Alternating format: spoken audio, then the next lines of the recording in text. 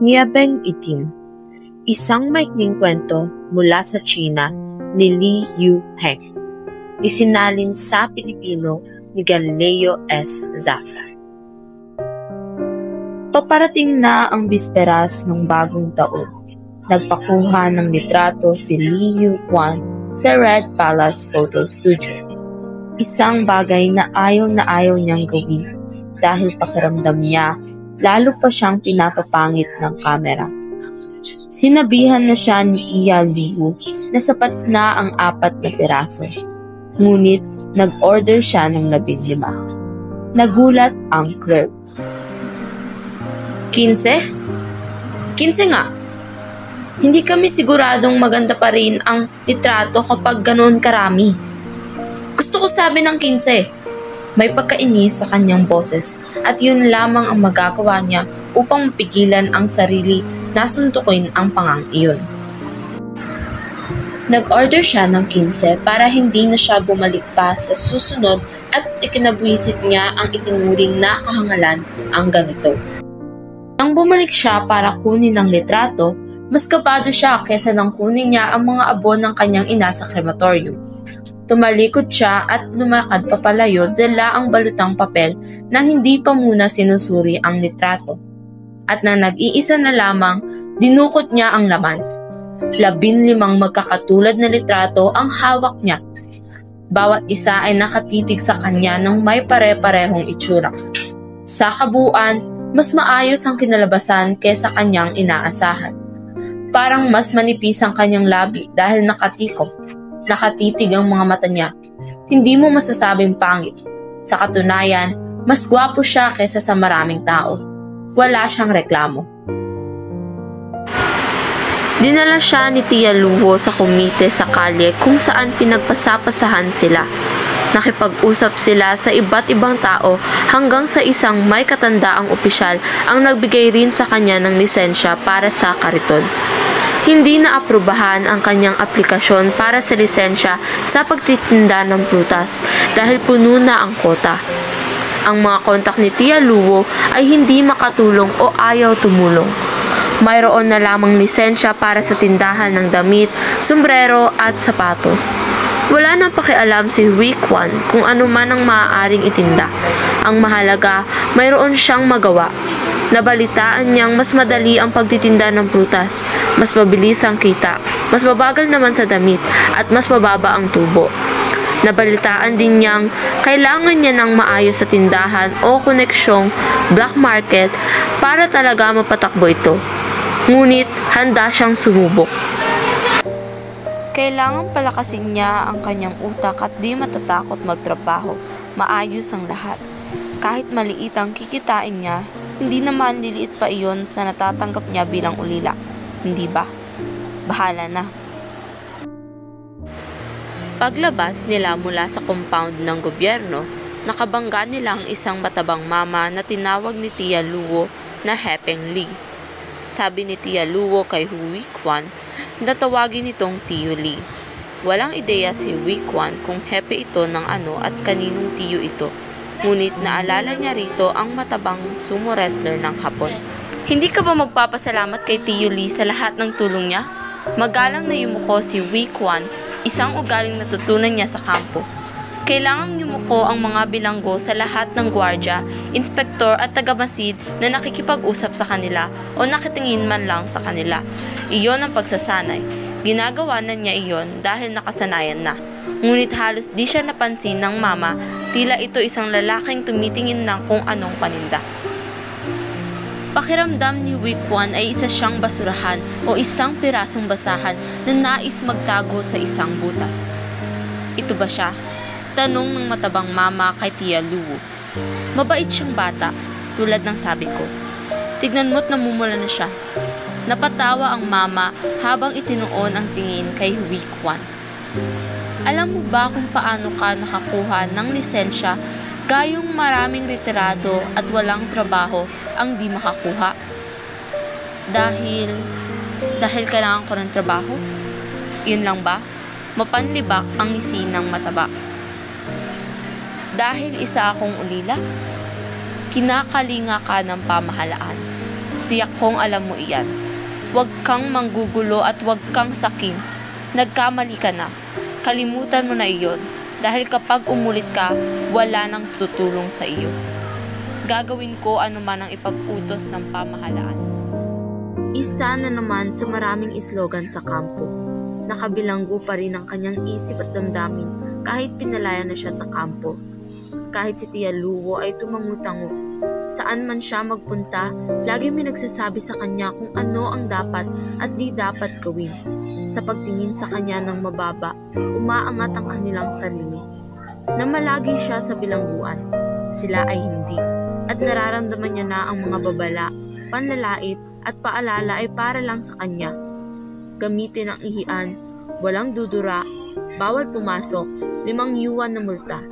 Lahat ay patungkol sa kanya at tanging sa kanya lamang. Habang panahon na may magpapahirap sa kanyang buhay, magtuturo sa kaibahan niya at ng ibang tao, hihila sa kanya pa ibaba. Gusto niyang lumaban, pero wala siyang lakas, kaya magpapanggap siyang tanga. Umiiwas sa mga nagmamasid at nagmamatsyag. Maraming taon na naman niyang ginagawa ito. Masayang naglakad si Tia Luwo, di pansin ang tamlay sa mukha ni Week 1 habang nakasunod ito na parang bilanggo. Halos bagong taon na. Pwede kang manatili ngayong bagong taon sa amin. Salamat, pero maayos na po ako. Sa palagay ko'y matutuwa na ang ina mo. Kung buhay siya, ipapangalandakan niya. Negosyante na ang anak ko. Maganda ang kinabukasan niya. Hindi na siya katulad ng dati. Gusto kong pasalamatan mo ang nanay mo. Sige po. Bahala ka kung gusto mong mag-isa ngayong bagong taon. Pero hindi ibig sabihin na pwede kang uminom. Huwag kayong mag-alala. Hindi na maaga para mamili para sa bagong taon. Isda, manok, kung ano-ano pa. Kung hindi ka marunong magluto, pumunta ka rito at tuturuan kita. Dapat lang na maayos ang bagong taon mo. Pagkatapos, dapat magtrabaho na. Ayusin mo at hahanapan kita ng nobya. Ano sa palagay mo, bata? Kayo ang masusunod. Ngumiti siya ngunit matamlay. Ang isang yari sa kahoy at canvas na ambi ay aabot ng 100 o mahigit pa. Kung may 3 gulong, dagdag na 300 pa mahigit. Wala nang matitira para sa paninda. Hindi pa nga nagsisimulay, kailangan na niyang humugot sa naipon ng kanyang ina. Kinabahan siya dahil wala na itong atrasan. 1 o 2 araw bago ang bagong taon, nakakita siya ng kakarag-karag at lumang 3 gulong na sasakyan sa East China Gate Consignment Store na 230 yuan ang halaga. Ayos ang presyo pero napakasama ng kondisyon at di masasakyan. Mukhang maayos ang balangkas, kahit paano'y napanatili ang hugis, walang gulong, pero mapakikinabangan pa rin ang gilid at rayos ng gulong. Walang kuliling, walang kadena at walang tapakan. Ngunit may preno at pedal. Hindi siya makapagpasya at pinag-isipan niya sa lahat ng anggulo. Nalibot na niya ang buong bayan. Ang mga bagong sasakyan ay nagsisimula sa 400. Wala namang ipinagbibiling umaandar pang segundo mano. Sa isang grocery, nakakita siya ng isang sasakyang yari sa kawayan na mukha namang matibay, ngunit parang may mali rito. Kung magtitinda siya ng damit, kakailanganin niya ang 3 gulong para naman presentable. Gusto mo nito? Para saan? Lumapit ang clerk sa kanya. Kariton para sa mga damit. Tamang-tama, hindi ka magsisisi. Kung poste ng telepono o konkreto o iba pang katulad, hindi ko to i-rekomenda. Pero para lamang pala sa ilang tumpok ng damit. Di ka gagastos ng higit sa 100 sa pag-aayos nito at pwedeng tumagal pa ng 5-6 na taon. Bakit di gumagalaw? Matigas ang preno. Ayusin ko. Ibinigay ni Hui Chuan ang pera at kinalatkad ang walang gulong na sasakyan mula East China Gate patungong Dongxi. at mula roon papuntang Chaoyong Gate. Dahil sa kanya natatanging sasakyan, naging sentro siya ng atensyon, bagaman hindi naman nakapipinsala ang mga tingin sa kanya. Matapos bumili ng ilang parte sa paggawaan ng bisikleta sa labasan ng Chaoyong Gate Boulevard, tinulak niya ang kanyang sasakyan patungong East Lane ng kalyeng Spirit Run papasok sa gate ng bilang 18. Ang bereng bayong na nakasabit sa kalawang hawakan ng sasakyan ay napuno ng tinimplang baka, 2 pinakuloang manok, may yelong isda, 4 na paa ng manok at 1 bote ng alak, hapunan para sa bagong taon. Pinili niya at madaling nakuha dahil ayaw na ayaw niyang nakapila at wala naman siya talagang hinahanap para sa kanyang hapunan. Mas iniintindi niya ang kanyang sasakyan, ang kanyang bagong kaibigan, ang kanyang tahimik na kasama. Niimbitahan siya ni Tia Luo para maghapunan, bisperas ng bagong taon. Dumaan ito habang naglalagari siya ng kahoy. Nakalambitin sa kanyang bibig ang 1 pirasong manok. Tumanggi na muna siya. May naamoy ang tiya at inangat nito ang takip ng palayok. Pinalalambot ang paa ng manok sa kumukulong sabaw. Walang makikitang berde, hindi balansing pagkain. Sira na ang manggas ng kanyang panlamig. Puno ng kusot ang kanyang sapatos at laylayan ng pantalon. Marumi at mahaba ang kanyang buhok. Naawa si Tia Luo sa kanya. Ngunit tumanggi pa rin si Hui Chuan. Ginagamit pa rin niya ang kahoy na iniwan ni Hobo. Desididong gumawa ng magandang patungan para sa kanyang sasakyan.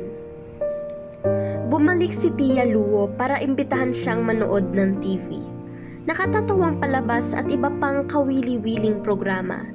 Hindi dapat palampasin. Ngunit umiling siya. Hindi man lang tuminag sa kanyang paglalagari. Marami pa po akong gagawin. Hindi makapaghihintay kahit pagkatapos ng bagong taon. Mas gugustuhin kong patapusin ninyo ako. Marami namang panahon. Huwag mong tapusin agad lahat. Di ka dapat magpagod. Bagong taon pa naman. Sa umpisa, panaka-naka ang mga paputok. Ngunit dumalas ang ingay at pagsapit ng hating gabi. Akala mo'y sasabog na ang mundo. Ibinaba ni Hui Chuan ang lagare at nagsalin ng alak. Matagal na pinalambutan ang paa ng manok, kaya halos matanggal na sa buto ang mga laman nito. Tama naman ang pagkaluto. Medyo matabang, marahil kaya nilagyan niya ng kaunting toyo ang plato at isinawsaw niya ang laman dito. At kumain at uminom siya hanggang sa mamanhid ang kanyang panlasa. Maaninag sa kanyang bintana sa kanyang likod ang pula at berdeng ilaw paminsan-minsan. Karangyaan kahit saan ka lumingon mula sa mga taong kontento sa kanilang buhay. Anong balak ng milyong taong ito? Ano ang ipinagsasaya nila? Siguradong hindi siya kabilang sa kanila. Kung buhay si ina, panahon iyon ng pagbabalot ng dumpling. Yung maliliit na pagkain pumuputok sa bibig na parang candy. Gustong-gusto niya iyon. Sa unang bagong taon niya sa kampo, 76 man nakain niya sa isang upuan hanggang sa mabusog siya ng sobra't hindi na siya halos makaupo at ginugol niya ang buong hapon sa paglalakad sa laruan. Gayunman, kahit ang alaalang ito ay hindi nakapagpasaya sa kanya. Malagkit ang mga kamay niya dahil sa pinalambutang paa ng manok at sapin ng malagkit na baboy at nahihilo na siya dahil sa alak. Lumabas siya at tumayo sandali sa bakuran. Walang lamig, walang hangin. Makulay ang langit. Maraming paputok sa lahat ng dako. Ang bakuran na may mahigit sa 7 o 8 talampakan ang luwang ay tulad ng balon sa ilalim ng kumikinang na bughaw na langit. Isang stereo ang bumubuga ng awit, iyong tunog na di maintindihan. Naiisip niyang mataba at pangit ang mga awit. Nakapanood na siya ng ganito sa TV. Magagandang boses at ngiti, Ngunit pangit ang itsura nila. Kumikisay sila sa screen. Ang mga kilos ay nagpapatingkad lamang sa kanilang kapangitan at ang mga awit nila ay ginagawang mga sigaw at halinghing. Magagandang babae lamang dapat ang ipinakikita sa TV. Subalit, maaaring nagkukulang na ng supply. Bagaman lumalayo na si Hui Chuan sa mga babae, sumasagi pa rin sa isip niya ang imahen na magagandang dalaga. Wala sa mga ito ang kilala niya dahil labo-labo na ang mga ito sa kanyang utak. Malalabong imahen na ang intensyon ay malinaw at tiyak. May mga panahon, natatanging panahon, kung kailan pinapangarap niyang mapasasayaw niya sa kanyang isip ang mga imahen. Ngunit sa totoong mundo man o sa mundo ng ilusyon ay hindi niya mapusunod ang mga ito. Walang magawa, napilitan siyang tanggapin ang kanyang kahinaan. Ang isip ni Hui Chuan ay nabaling sa malalaswang dingding ng banyo na ang mga sugat ay hindi mabura. Ginulping dingding na halos iguhon ng malalaswang pag-atake. Kakaiba. Malaswang isip at dumi ay kakatuwang napapagsama ng maayos doon. Pinupuwersa siyang harapin ang maruming katawan na pinipilit niyang itago. Mag-isa sa bisperas ng bagong taon, idinagdag niya ang sarili niyang mga pantasya sa mga naroon sa maruruming dingding. Hindi pala ang mga babae, kundi marahil sa sarili pala niya siya'y nariremarim. Sa sarili niyang paraan, inalagaan niya ang kanyang sarili. Magulo, syempre pa, ngunit gusto niya ang gayon. Lihim, ligtas, at di komplikado. Mas maraming mapagtataguan sa kampo kaysa kaya nilang bilangin. Taniman, maisan, daluyan ng irigasyon, di pa nabubungkal na bukid na ang tanging nagmamasid sa kanya ay ang langit sa itaas at ang lupa sa ibaba. Nang naroon na siya, wala na siyang pagtingin kay Xiaofen, kaya wala ng direksyon ang kanyang pagkahumaling. Bahala na. Alam niya ang pinaglalaroan siya ng mga demonyo at wala siyang lakas para labanan ito. Pagod na siya. Paubos na ang mga pagputok. Ang madalang ng pagputok ay nagpatingkad sa kalaliman ng gabi. Puno na ang mga tao ng kasiyahan, pagkain at laro at oras ba para matulog ang lungsod bago magbukang liwayway. Wala siyang kasama at pakiramdam niya'y nawawala siya. Labas sa kanyang mga pantasya, wala siyang makitang babae na karapat-dapat sa kanyang pagmamahal. Si Lu Xiaofen, wala na sa kanyang isip, ay hinding-hindi ang babaeng iyon. Hindi pa niya nakikita ito simula nang lumabas siya. Nagbabakasyon ito sa harbin kasama ng kanyang nobyo, isang assistant sa kolehiyong normal at isang graduadong mag-aaral sa matematika si Luho. Isang tambalang itinadhana ng langit. Ibinalita ni Tia Luho masaya at mamalaki na magpapakasal na ang dalawa sa Mayo. Si Lu Xiaofen, kababata ni Hui Chuan, sabay silang nag-elementarya hanggang gitnang paaralan. Ngunit ngayon, wala na siyang pagkakatulad. Nasa harbin si Luo. Samantalang siya, nasa kalyeng Spiritran. Sa isang madilim na sulok, gumagawa ng hamak na bagay. Ngunit ito ang tadhana. Hinahamak siyang lagi ng tadhana. Sa unang araw ng bagong taon, pinagkaabalahan niya ang kanyang sasakyan. Sa ikalawang araw, inilabas iyon para paandarin. Tuwang-tuwa siya sa mga sisidlang ginawa niya. Nagbisikleta siya para tignan ang mga pakyawan para pag-aralan ang mga lokasyon nito. Sa ikalima pa ang takdang pagbubukas ng mga ito, tila pinagkaisahan siya. Walang magagawa hanggang sa araw na ito. Matapos sumulat sa instruktor political Shue at ipadala ang liham, Dumaan si Hui Chuan sa isang tindahan ng libro at pumili ng mga kopya ng mga multo sa isang lumang sementeryo at mga babaeng ahas. Pagbalik sa bahay, humilata siya at nagbasa habang kinaing isa-isa ang saging. Nitong mga nagdaang araw, nakaubo siya ng isang piling hanggang sa naging madulas ang kanyang bituka at napapunta sa inodoro buong araw. Maayos naman ang mga libro. Hindi lang siya makaalala ng istorya. Kaya't binabasa niyang muli at parang bago at kawili-wili pa rin sa ikalawang pagbasa. Matapos niyang basahin muli ang mga libro, itinabi niya ito at ang mga pader ay tila blanko at maputla. Saging pa. Itinuturing na niyang mga gago ang mga autor. Nakaba ba to? Gayon pa rin bukas at may pakialam ba siya? Ano ang pagkakaiba ng malaki at maliit na daga? Parehong pangit. Parehong patago-tago. Ibinigay kay Hui Chuan ang pwesto sa may daanan sa timog ng silangang tulay.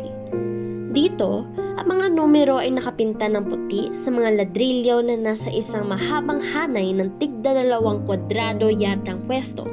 Ang iba ay okyupado, ang iba ay hindi. Matapos niyang ayusin ang kanyang tindahan, tinakpan niya iyon ng ambi at inayos ang kanyang sasakyan para magsilbing harap ng tindahan. Sa bandang kaliwa niya ay ang daan ng silangang kanluran. Sa bandang kanan, ang katapat nitong hilaga timog. Nasa tapat mismo ng paradahan para sa East Bridge Department Store. Nasa gilid siya ng alimpuyo ng mga tao, parang di humihinto. Wala isa man lang na tumingin sa kanyang paninda. Pagod pa sa nagdaang okasyon, ang mga dumaraan ay palaiwas o bugnutin. Ang kanyang designasyong ay Timog 025, hindi magandang pwesto. Siya ang ika-25 tindero ng damit sa isang mahabang yardang lugar. Ang mga tindahan ng pagkain ay nasa hilagang bahagi ng kalye na may di kulang sa 6 na nagtitinda ng inihaw na kumote at ilan pang matatandang naglalako ng malamig na dalandan at halos bulok ng saging. Napuno ng kulay berde sa kanyang tindahan, isang bunton ng 8 kulay olibang kasuotang pang-army.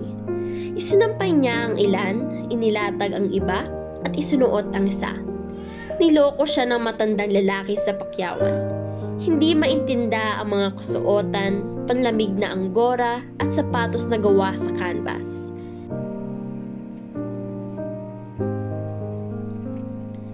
Ang maintinda lamang niya ng araw na iyon ay mga anggora, madaling naubos ang 20 peraso.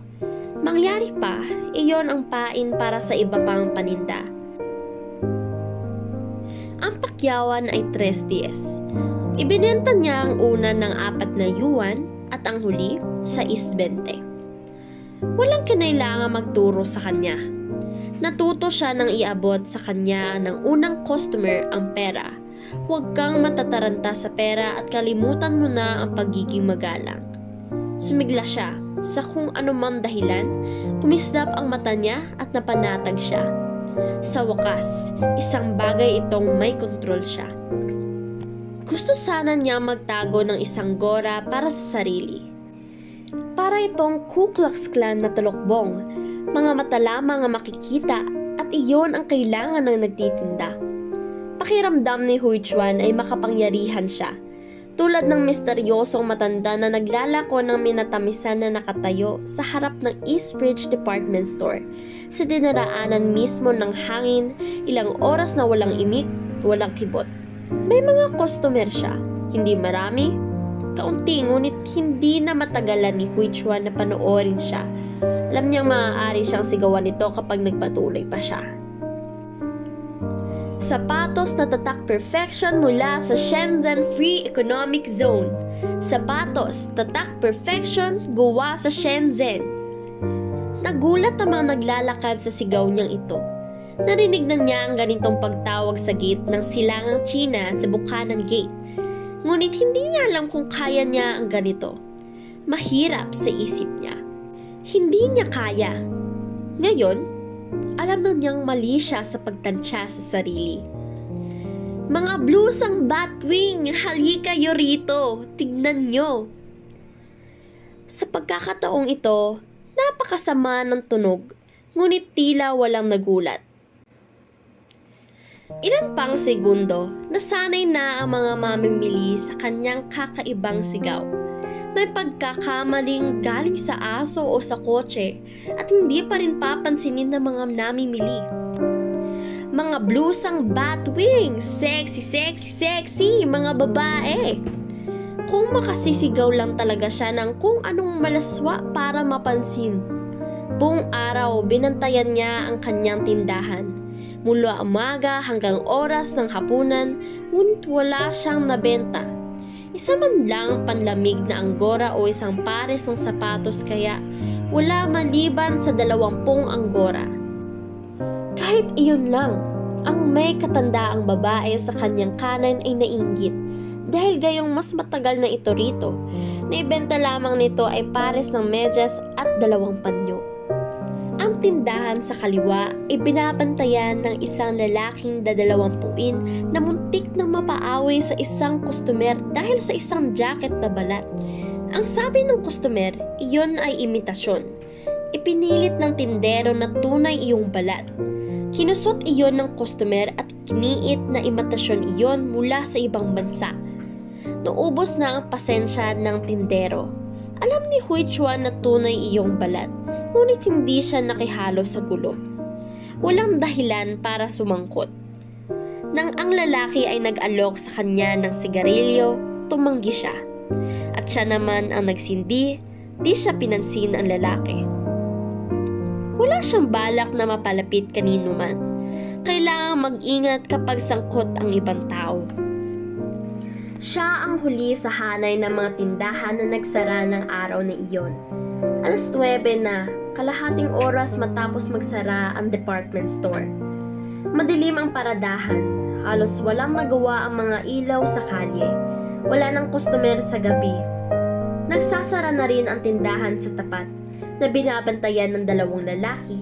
Ngunit kahit gabing-gabi pa, parang ayaw pa nilang tupusin ang araw. May lungkot at panghihinayang sa kanilang tinig. Medyas na nylon, pasara na. 80 sentimos ang isang pares. 80 sentimos isang pares. Paubos na ang medyas na nylon. Huling tawag, medyas na nylon. Dumaan ang kanilang sasakyan sa gilid ng kalye patungo sa daan, sa direksyon ng tore ng pamilyang Hu. Pumedal ang isang tindero samantalang ang isa ay nakaluhod sa sasakyan at iwinawagayway ang isang pares ng medyas na nylon. Sandali lang ang kanilang lungkot na mabilis na pinalitan ng pambihirang tuwa. Ang kanilang mga tinig, isang mataas, isang mahina, ay iginala ng hangin sa gabi. Sa susunod na araw, nakabenta siya ng muffler. Sa ikatlong araw, wala siyang naitinda. Sa ika-4 na araw, wala pang kalahating oras pagkabukas niya ng tindahan, nakapagbenta siya ng kasuotang pang-army sa 4 na karpentero na kababalik lamang sa Beijing mula sa timog. Pagkagaling sa estasyon ng Beijing, tumungo sila sa hardware sa tore ng pamilyang Hu. At nang marating nila ang silangang tulay, nagkulay talong ang kanilang labi dahil sa lamig. Naligtas ang kanilang mga balat ng kasuotang panlamig ni Hui Chuan. At ang kanilang pera ay mabilis niyang isinilid sa kanyang bulsa. Bago siya nakapagtinda, matamlay niyang inihirap ang negosyo. Ngunit nagbigay ng inspirasyon ang pagbili ng mga karpintero. Tiyaga ang susi para sa isang buhay na matatag. Kahit sa pinakamalalang panahon, walang ibubunga ang mawalan ng pag-asa. Mas mabuting maghintay kaysa sa umayaw dahil walang makakaalam kung kailan kakatok ang oportunidad. Hindi naman sa lahat ng pagkakataon ay malas ka, hindi ba? Nag-iisip si Hui Chuan. At dito nagtatapos ang maikling kwento ng Niyebeng Itim.